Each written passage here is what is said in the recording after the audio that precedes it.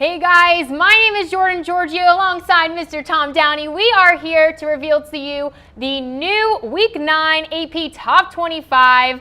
Let's go ahead and get into it. Tom, are you ready? I am. All right, and number 25, we have Iowa State jumping into the top 25, followed by Memphis at 24, LSU 23, West Virginia, and USC falling from number 11 to 21. Iowa State's the only new team in this week's top 25. The team they replaced, Jordan, the Michigan Wolverines. They are not ranked in the top 25 after getting pounded by Penn State this week. I'm sure the committee took into account the Oklahoma win. That's definitely a big reason why Iowa State is ranked. I'm honestly a little surprised that they're ranked. I know that they have probably a better win than Michigan does, but Michigan's two losses are to ranked teams in Michigan State and to Penn State. And that's a top two team in Penn State, by the way. I don't really know if I would put Michigan behind Iowa State. Okay, all right. But recency bias is always a thing for the AP poll, as we've seen time and time again. Correct. All right, let's move on. At number 20, we have Stanford. At 19, Auburn, followed by UCF, South Florida, and Michigan State. Interesting group here of teams. I'm actually a little surprised Stanford is in the top 20. Really? Like I know that Stanford's fine, but Stanford I think was kind of the beneficiary of the way that their schedule has gone this season. And again, I keep harping on this. I keep harping on the recency bias present in the AP poll. Stanford got destroyed by USC. That was a 42-24 game. How is Stanford above USC? I just don't understand it. Every week I sit here on this show and go, oh, well, apparently head-to-head matchups just don't matter for the AP poll. I just don't understand it. USC beat Stanford head-to-head. Why are they behind them? It doesn't make any sense. And I just don't get it. UCF jumping in two more spots. Yeah, from 20 to 18. 20 to 18. I mean, yeah, they're undefeated, but, I mean, great win against Navy this past weekend. But when is the committee going to weigh in the strength of schedule compared to other? Undefeated matters, I think, and that's why this is why you have two non-Power 5 schools in UCF and USF outside the top 15, despite being undefeated. Right. And that's why they're probably not going to get in the playoff here. So the pollsters in this case, I'm actually kind of surprised that South Florida dropped a spot. I agree with that. Like what did Michigan State do to go above them? Exactly. All right, let's go ahead and move on. At number 15, Washington State. Cougars getting back on track this week after that awful performance against Cal. Getting that win against Colorado this weekend, and followed by NC State. They had a bye this week, and they have a daunting game against Clemson and Notre Dame coming up. So it's very funny. Notre Dame, I think, actually controls the fate of the ACC. Oh, yeah. Completely. Even though they're not in the ACC. No doubt about it. And at 13, we have Virginia Tech, 6-1. They completely pounded on North Carolina. Yeah, that wasn't much of a surprise. No, I know. Not very good this year. But they have a final stretch coming up, Miami and Georgia Tech coming up. All right, and then followed, we have Washington at number 12.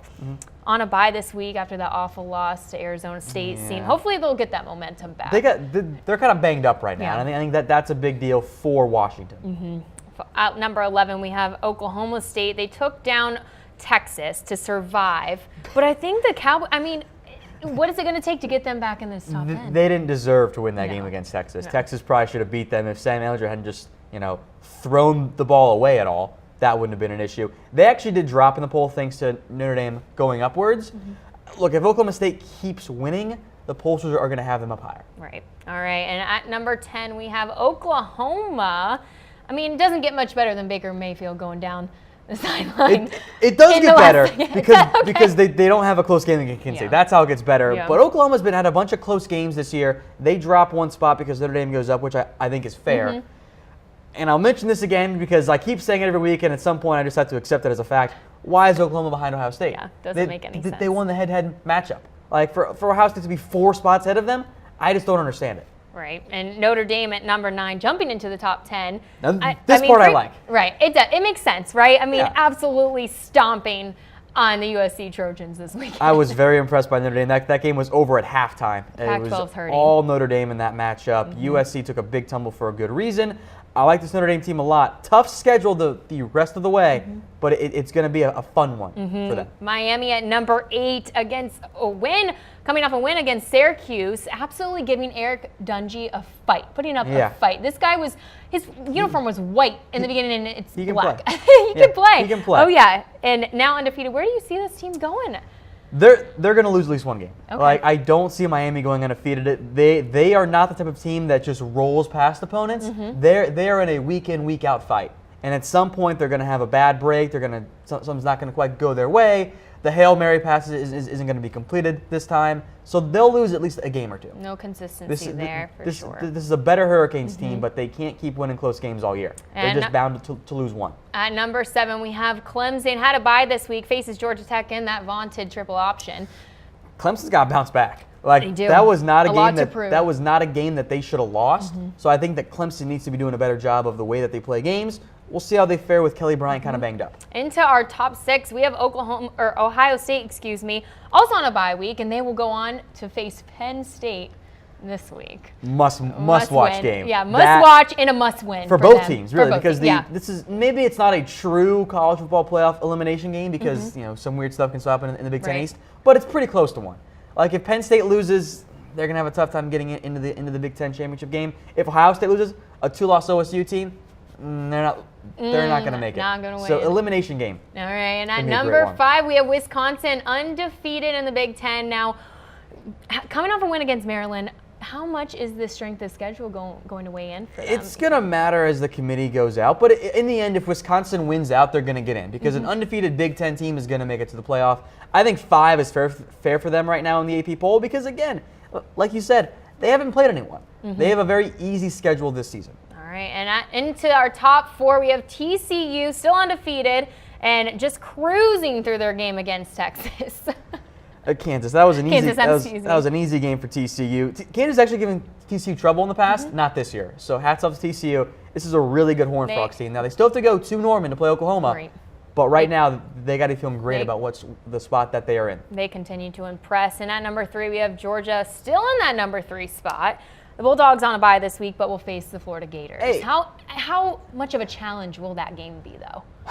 It depends on which Florida team shows up. I know. Like, look, we never know with them. Rivalry game, that's always tougher. I think that Georgia will be fine there, and I think that they'll find a way to pull out that win. And I think that there's a pretty good chance come the end of the season, it's Bama, Georgia, undefeated in the SEC, playing for the championship game. And if it's a close game and Georgia loses, there's an argument that they should still get in. Because at that point, their only loss would have been to Alabama. So that's kind of getting ahead of ourselves here. But I've been very impressed by this Georgia Bulldog team. Having beaten Notre Dame, outside of, I guess, Oklahoma's win, I think Georgia has the best win this season. Pretty good shot. All right, and at number 2 is still Penn State. I mean, so much for a challenge yesterday against where was that top defense that showed up for Michigan? I mean, it was there for like the first half, and then the fourth quarter kind of got a hold, and Michigan just kind of wilted a little bit down the stretch. I was wondering if they were just going to bring out that Heisman and just give it to Saquon right there. Did we need that? Do we need a ceremony for real? It's not a bad idea. He is all the power right now in the race. All right, we want to go ahead and get to a weigh-in real quick. You guys, should Michigan be ranked? Let us know in your comments below. Tom, you seem to think they should. I know that Michigan hasn't done well against good teams, and that there have been a lot of close games that they were a play or two away from losing that game. They did beat Florida, and that I still think is an impressive win. You go look at Iowa State. I know that they've lost to Texas and Iowa, 2 unranked teams. I know they beat Oklahoma in Norman, and that win over Texas Tech is a nice one as well. I think I would still actually lean Michigan over Iowa State, though, at least right now. And things are definitely going to change there. But I don't think outside Oklahoma, Iowa State hasn't done a whole lot, and their losses, I think, are worse than Michigan's losses. Do you think we'll get some clarity this weekend against Rutgers? I mean, I hope so. If Michigan doesn't absolutely pound them, then we get our answer. Then I think Michigan does not deserve it, right? Because they should absolutely blow out Rutgers. And look, I know that they got destroyed by Penn State. It was a 4-point loss to Michigan State. Like that was a game all the way up until the end, and until the fourth quarter, I think that game was a little bit closer than the score actually shows. Totally. All right, and let's go ahead and finish at number 1.